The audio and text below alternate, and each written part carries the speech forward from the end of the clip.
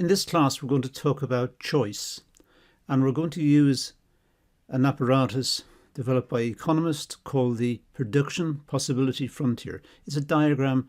We're going to use it to get an insight into choice and the problems associated with choice. So let's get into it. First of all, what it shows. Well, let's say we have two goods here, and we like both of these goods, and we want the goods. But as usually the case in life, the more you have of one, the less you have of the other, because we have limited budgets, we have limited capacity. Sometimes we even have limited time to make the goods, even if we have the resources. There's always a limitation, so there is a trade-off between the two. This curve shows the maximum combinations of two goods an economy can produce with its existing resources and technology. So the curve is the maximum that we can produce in this very fictitious economy we've got here. This economy only produces two goods. Quite different from where we live. But imagine it. Imagine this economy. It only produces two goods, good X and good Y.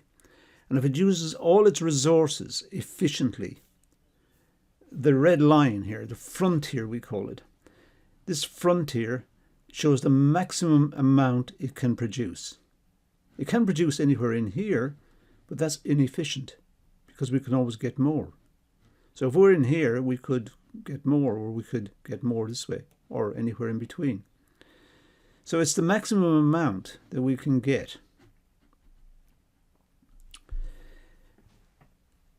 An economy can produce at points on or inside what we call the PPF, the production possibility frontier.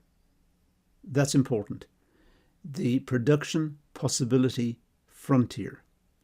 So it can produce on any point along the curve, because that's possible, production possibility frontier, and it's possible to produce anywhere inside it, but we can't produce outside. So out here, we can't get. We haven't got the resources to get out there. We haven't got enough land, labour, capital, entrepreneurship.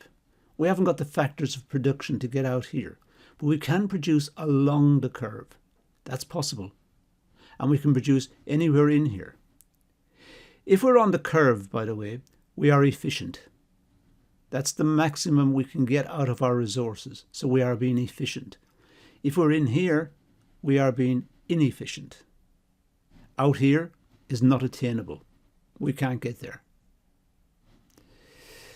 So let's ponder this for a moment.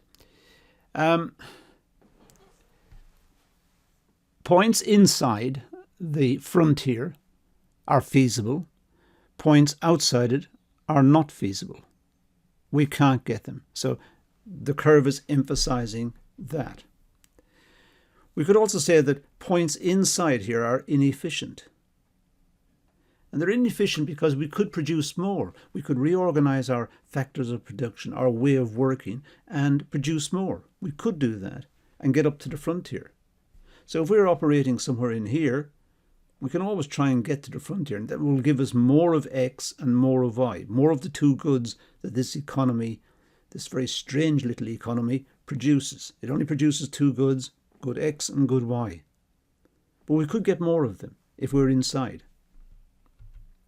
So let's take the point X to illustrate this. So let's say we're at X. Well, as you can see, we can move from X to the frontier. We could get more of good X. We can get more of good Y. Or we can get anywhere in here is preferable to this point here, to the point X. Anywhere in here is more efficient. And along the boundary, that's the most efficient. We can't get out here. It's not feasible. We can't get outside the boundary. This is our production possibility frontier. That's the most we can produce. Let's go back to the point A again and study the diagram a little more. If we're at A, That's possible. It's feasible. It's in the feasible region. We could move AC or we can move AB. That's feasible. That's possible. We have the resources because the frontier is out here. We can go to any point on the frontier.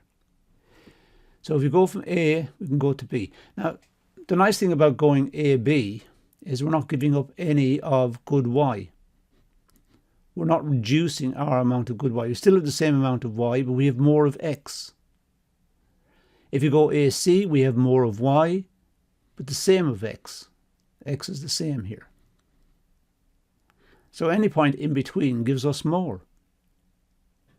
Anywhere along this line AC gives us more Y. More Y is better than less Y. A is not as good as C. We get more at C. We're more productive. If the economy grew, if this little economy, this imagined economy of ours with just two goods in here, if it grew, then the curve, the frontier would shift outwards. So if all the workers became more efficient and there was new technological breakthrough with the capital and a more efficient way of working, then the frontier would expand.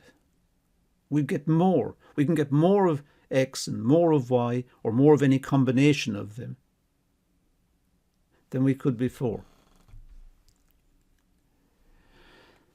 So the production possibility curve, PPC in this case, PPF sometimes we call it, production possibility frontier, but that shifts outwards, reflecting an increased capability to produce goods and services when, first of all, there are increases in the quantity or quality of resources. Resources, the inputs into production become better. Workers become more efficient. Output increases. Or there's a new technological breakthrough. The machines are able to produce more because they've been innovated. And that really overlaps with this point. There could be technological improvement, and the same way as the quantity of machines or the quantity of people or the quality have been improved. Really, the 2 points are very, very similar. Now, this curve is what we call concave to the origin. If you're looking up from the origin, it looks like a cave. We're going into the cave. Try to imagine the shape is like a cave. We're going in. So we call it concave to the origin. If we're looking from the outside down at it, if we're looking down at the curve, we call it convex. It's sloping away from us on either side. It's convex. This is concave. Try to imagine as a cave and you're looking in. So it's concave. So it's concave or bowed out, away from the origin. It's bowed away from the origin. It's this shape here. It's bent away from the origin. This is the origin down here. So you can see it's bent away. And the reason is because of increasing opportunity costs resulting from specialized resources. And these specialized resources, when we use them up to a maximum, and eventually as we reach the capacity limits, they become more and more costly. And in effect, what we've got is diminishing returns. The more you use something with a fixed amount of, let's say we use more labor with a fixed amount of land and capital and entrepreneurship. We use more labor, but eventually the return to labor will diminish. And we'll deal with this in our classes on production, where we'll talk much more about the concept of diminishing returns. But that's why it's got that shape, the law of diminishing returns. Now, this also introduces this concept of opportunity costs. Well, the opportunity cost is the cost of the next best alternative foregone. It's worth remembering that. This is very important. It's the cost of the next best alternative given up. If you become a chef or a cook, a great cook, but really you also wanted to be a piano player. Now, the fact that you're a great cook, the cost to you of being a great cook is not being a piano player, because that's what you had to give up. That was your next best alternative. And you had to give it up to become a cook, because you like cooking and you want to be a great cook. But it takes time. And that time means you can't practice the piano and your piano skills went down. So you had to give something up to get there. If you work as a solicitor in law, what some people call an attorney in law, if you work at that, perhaps you can't be an accountant. You can't be both. You have to give up one or the other. And we all have alternatives. These are our opportunity costs. If someone becomes an accountant, well, they can't become an engineer. We haven't got the time. Very few people can hold two expertise. So we have this idea of opportunity cost. If a company decides to produce a particular good and it dedicates its resources to producing that particular good, then it can't produce the other thing, the other one I was looking at. It has to give up one of them. It has to concentrate on what it's doing. If you decide to go to university and read for a degree in economics, which is a really good idea, if you do, then you can't do English literature, which is what you really wanted to do. So you have a choice to make. If you do economics, the cost of doing economics is not doing the degree in English. That's the one you had to give up. So opportunity cost is very important in economics. We keep talking about it, and it keeps getting mentioned. Here's an example. If the government is at the point A and wishes to get more of Y, in other words, it wants to move to B. If it's at the point A and it wants to move to B, it wants to get more of Y, then to get more of Y, it must give up some X.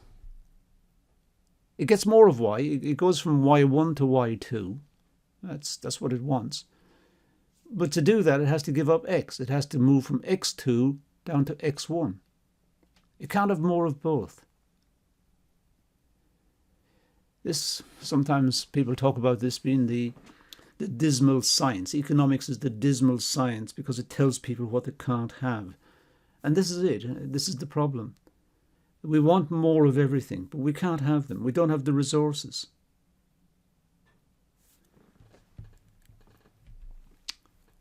So we have to give up more X to get more Y. We have to give up X to get Y. So you can see how much we've got to give up on the diagram. And that's the tragedy, but that's unfortunately the way the world is. That's what we call opportunity cost. Opportunity cost is the cost of the next best alternative foregone. The next best alternative given up. The next best, not any combination of something we've given up. It's the next best one. The next best. That's very important. The next best alternative foregone. If you're a very good singer, you love to sing, this is an example I gave you earlier, and you're also a very good cook and you love to cook. You can't do both. You don't have the time. What should you do? If you become a singer, you have to give up being a cook. You can't do both. You haven't got time. If you become a good cook, very famous cook, you will never become a famous singer because you haven't got the time to practice. There's an opportunity cost. The opportunity cost of being a cook is not having the time to sing. The opportunity cost of being a singer is not being a cook. You can't do both. You have to pick. And because you have to pick, and because these are what you really wanted, the one you give up is the opportunity cost. The opportunity cost is the cost of the next best alternative given up. That is very important. If the government spends more on education, then it will have less to spend on healthcare. Often governments don't explain this very well to the population. So people are upset because the schools don't have enough teachers and the schools don't have enough classrooms, and that's very bad. But the only way they can get more classrooms and more teachers and more schools is perhaps by cutting the health budget or cutting one of the other budgets. But people don't want that cut either. And this is where politicians have to try to find a compromise, find some way forward, find a solution. It's very, very difficult. In economics, we'd say there isn't one. At the end of the proverbial day, at the end of the day, they still have to cut something. They still have to reduce something. If you want more health care, you've got to have less education, or you've got to have less police, or you've got to have less military, or you've got to have less roads, or something's got to be cut. You've got to find it somewhere. You can't magic it up. You can't wave a magic wand and make it appear. We call it a zero-sum situation, actually. We'll deal with this one under a separate heading in a different class.